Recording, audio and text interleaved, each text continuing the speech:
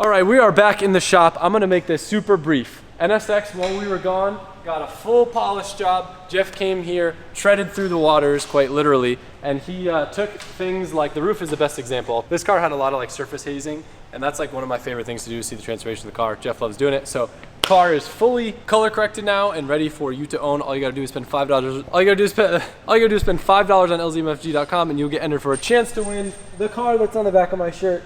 Not the Evo, the NSX, and 20 grand cash. Now in today's video, we are going to be working on a red car, but not this red car. It is gonna be the first major A90 Supra topic video in a while because our deadline is coming up soon. So we gotta dive in head first. Oh my God. I was gonna push it at you. So I wanna give a massive apology to one of my biggest sponsors of all time, TJ Street Hunter. You sent me this body kit for my Supra a long time ago, and I had a little bit unrealistic expectations of wide bodying and bagging my Supra a lot sooner than it's actually happening. But today we are gonna unbox, fit, and start to prep, inspect, assess, investigate, collaborate, cooperate, contemplate, constipate. Now you're just making up words. Contemporary.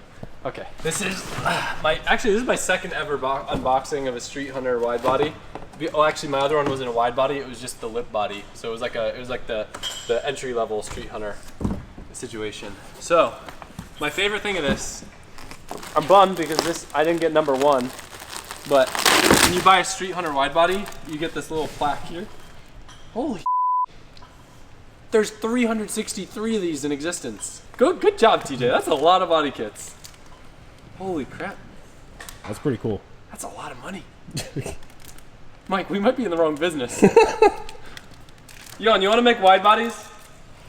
I think I'm going to return this and make my own, actually. Imagine. I wouldn't do it. So, there's a lot of pieces to this kit. So, one of the common misconceptions with like wide body kits and stuff is, why are they so expensive? The big thing is, in addition to like having really good quality and good fitment, when there's a lot of pieces, it's a lot of different molds and a lot of different things that all need to line up. So I don't know how many pieces it is, but we're gonna blow it up on the floor, not literally, and see how many pieces come in this kit. I'm a little overwhelmed. Today's video is brought to you by Athletic Greens. Now what I have here is their nutritional drink called AG1. AG1 is awesome if you're trying to simplify your health routine. It's got 75 ingredients, including vitamins, minerals, superfoods, probiotics, and adaptogens. And it's important to note that AG1 is a lot more than just a greens powder. Its ingredients are gonna create an environment where your gut can thrive so your body can thrive too. With all the traveling that I do, I'm always worried about getting sick, so the immunity that AG1 provides with vitamin C, zinc, and healing mushrooms gives me a lot of peace of mind when I'm on the road. It's also worth mentioning too that AG1 does help with energy, performance, and recovery, which are a couple other areas that are very important to me. I'm always in a rush, and the fact that it's so effortless, 1 scoop of powder, 8 to 12 ounces of water, shake it up, and you're ready to go. The best way to explain the taste is probably like a pineapple vanilla blend. I think you guys will like it. I personally like it more closer to the 12-ounce water mark versus 8 ounces. Just go to athleticgreens.com/AdamLZ to get started on your first purchase and earn a 1-year supply of vitamin D3 plus K2 and 5 travel packs. And of course, a massive thank you to Athletic Greens for sponsoring today's video. We've only made 44 of these, so maybe we won't get into business and become a Street Hunter competitor. I will say right off the rip, this is some thick shit. Like, you know how a lot of fiberglass, it like feels like it's about to fall apart in your hands? Whatever type of resin or backing, like this is some... Got some girth. Yeah, I know. If you accidentally hit the wrong button on your bag ride setup when you're pulling into the McDonald's parking lot in California because they all got steep as inclines, what the are you doing in California? Then you don't have to worry about cracking your... Love that.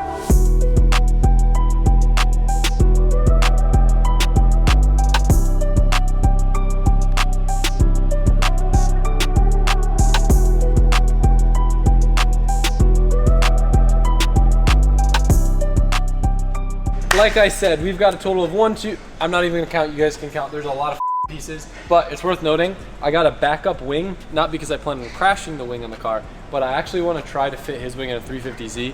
For whatever reason, I think it'll look cool, so he sent me an extra wing, and I'm gonna have Fiberglass Poppy Josh do a little bit of work and see if we can get it to look good on the Z. But today, we're gonna fit everything, see what needs to be modified, clearanced on the car, that way we can cut the rear fenders, figure out what size wheels, we got suspension stuff to do, we got a whole lot that we're gonna get into, but this is the start. And if you're wondering why I went with TJ's kit, there are a lot of kits on the market. It's not just because he's my friend. I truly think TJ has the best looking wide body kit for the A90, and I'm super pumped that I got a car to run it on.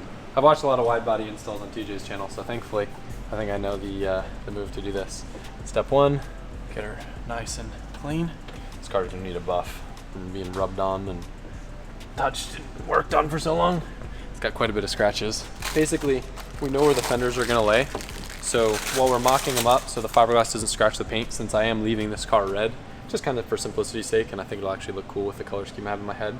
We're gonna tape a bunch of it, so we're sliding the panels around, we can kind of understand what's going on, and then also when we cut, we don't have to really worry about burning or messing up any of the paint. So I imagine we'll probably like line here, but I'm gonna go pretty far just so we have quite a bit of wiggle room while we're messing around. Probably just...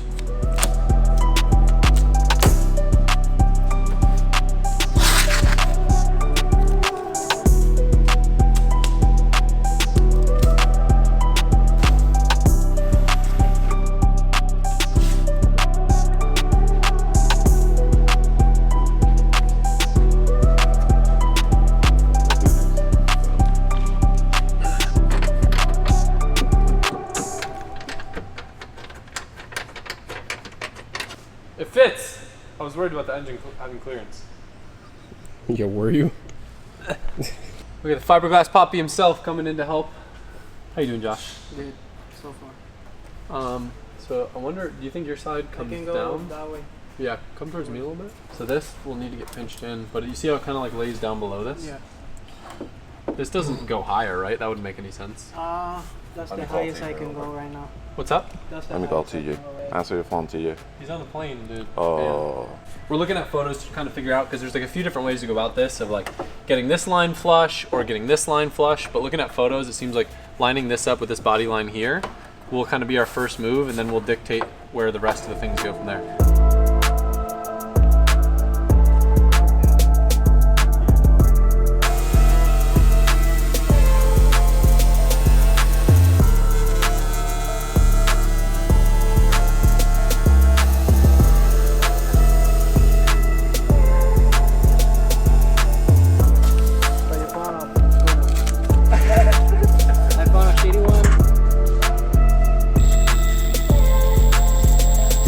Can I go faster?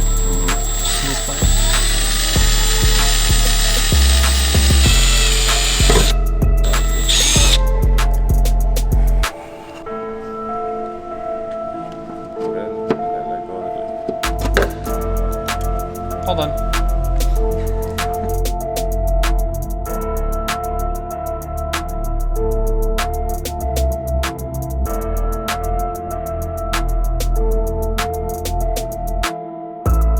One of the things that might be a little bit different compared to someone who's mounting this to a street car. So in here, you'll see there's two tabs, and your gut would tell you to mount them to each other. But with a drift car, it's pretty common to hit something with the rear bumper, and then the rear bumper gets ripped off, but it's attached to this, then it rips the quarter panel off and cracks it. I've ran into that issue on my S15, because that's kind of the only way that the rear bumper mounts into the shelf of the rear quarter. And then Josh has to fix the quarter too, instead of just the bumper. Very sad. So we're gonna probably make like a bracket, Yohan. What do you think, like an L bracket to the bumper? Yeah, something come off the fender or the back portion of that. And I'm pretty happy with the fitment on everything, but you can definitely tell it's designed by someone who prefers bags over coilovers. He actually's changed. He told me he's putting coilovers on all his cars now. Wow. Swear to God. He called me, he had a revelation. He's like, Adam, I've been doing it wrong all my life. I see the light, yep. Yep.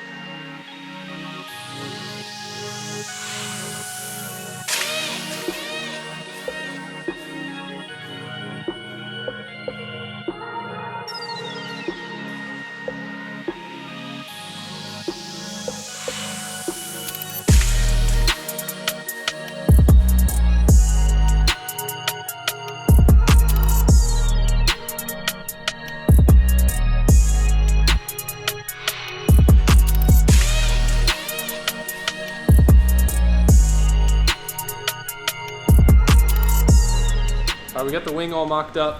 We tried to do it as one piece at first, but it was kind of fighting us a little bit. So like doing it in 2 pieces helped. Now, Johan, what's the trick? Do you do the little dab of the thing?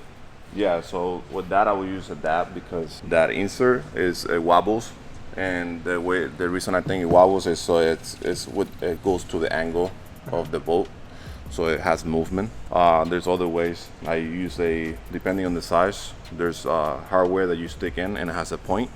So on a scenario like this, you will put that hardware in, you set it in place to your markings, and then you push down on it and it will create a dimple on the trunk, and that will give you a really precise hole to drill. But with that, we'll do the mic trick.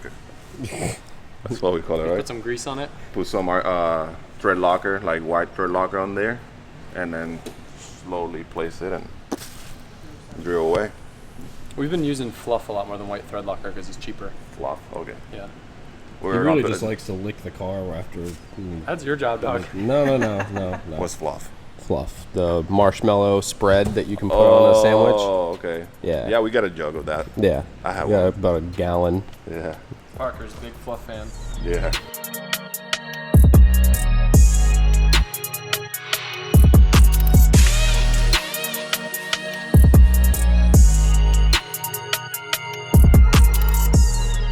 By far, favorite thing of this entire kit is how good it looks from the front.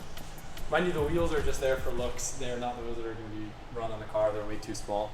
But the way that TJ designed this front lip, it's the same one that I had on my other 890. I love how it kind of fits the contours and has all this like definition to it. And then the wide body one versus the stock body one just comes out a little bit wider to blend with the fenders. But this is the most complete this car's looked probably the whole time that I've owned it. Yeah. So next up, Josh is just kind of dialing in the kit, making sure everything's perfect before it goes to Ray so he can lay down some red paint on it. And then Vargas is actually making a special trip down here next week to help do some of the rotary stuff and finalize kind of the game plan on the drivetrain side. So I'm stoked for that. But some packages just showed up that I'm equally stoked for. Got a few little final details that I'm doing to my 32 before I send it up to have some fun up in the fall weather in the Northeast. One of which was replacing, oh, it just broke in my hand, the very annoying BC interior pillars that were flapping around in the wind.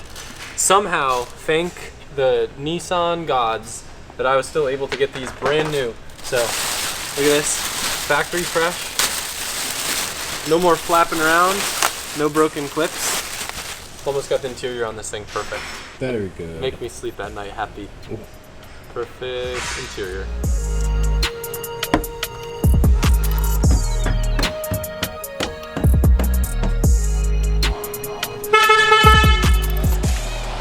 We've done a lot of wheel unboxings in my day, but these might just be not only my favorite wheels ever, but they might also be the most expensive. There's a company called Parts Collective. They make a bunch of like titanium reproduction parts for the LMGT1s that I had, and they helped me get these things fully restored and back to brand new condition. Johan, what do you think? The key for me was having all this. Would this be CNC'd, Johan, or just like machined out to make it look like it did when it was new from the factory? Yeah, it's CNC machine now. So Look, machine. they have their own titanium gold hardware. These are titanium center caps, because the stock ones that I have are just notorious for falling out. But these are OG 400R spec, 18 by 10 plus 20, and the plan is to put them on the red R32. I gotta coat these actually first, huh? Probably. I like how they came with their own wheel. Are those wheel stands? Yeah, so these are wheel stands, and then these are like mats to use for stacking wheels. Oh, Pretty, look at that. I know. Pretty cool. I tried to order 500 of them. He said no. They were a lot of money, so we got 4.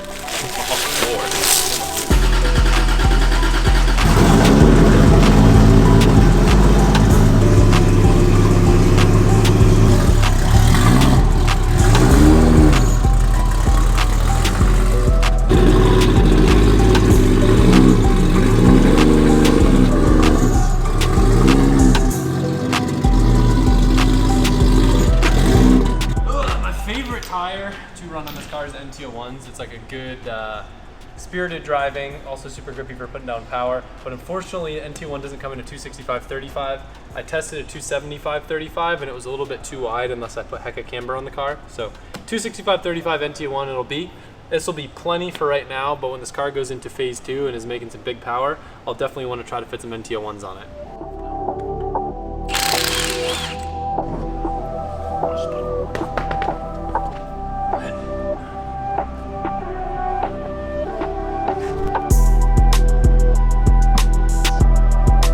Had to get some new lug nuts from Drift HQ because the old ones didn't work. The blue on the logo looks so good with the blue on the endless brakes. Big fan of that.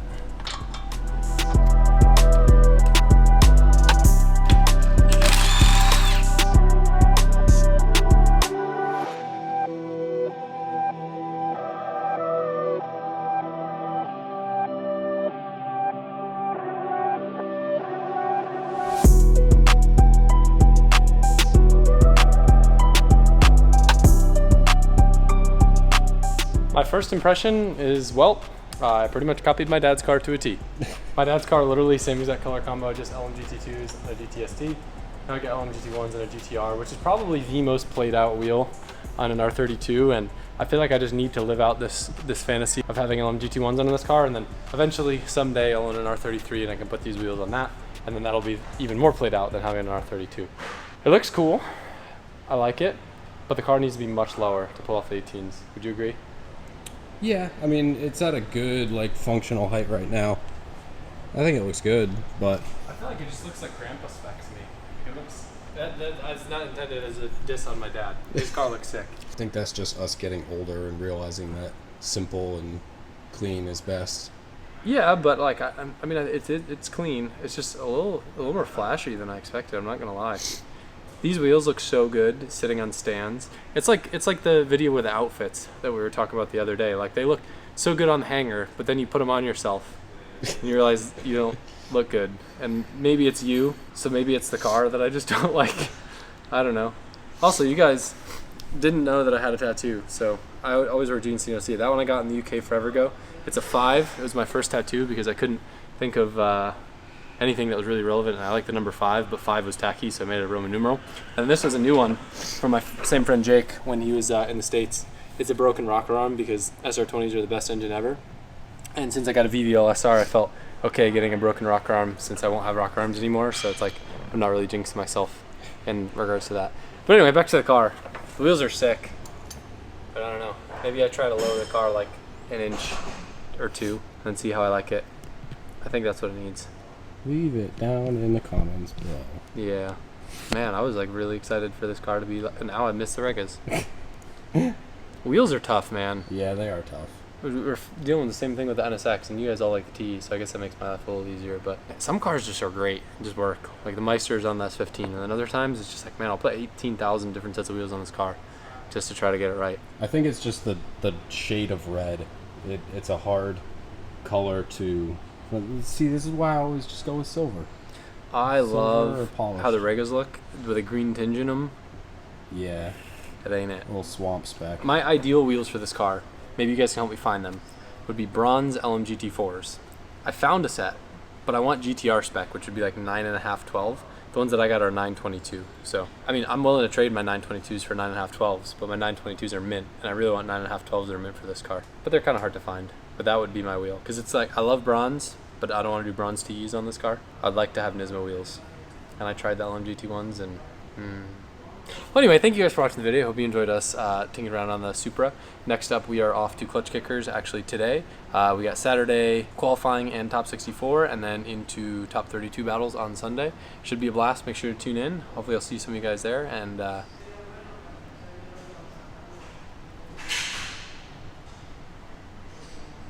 I'm assuming the outro started already. When you say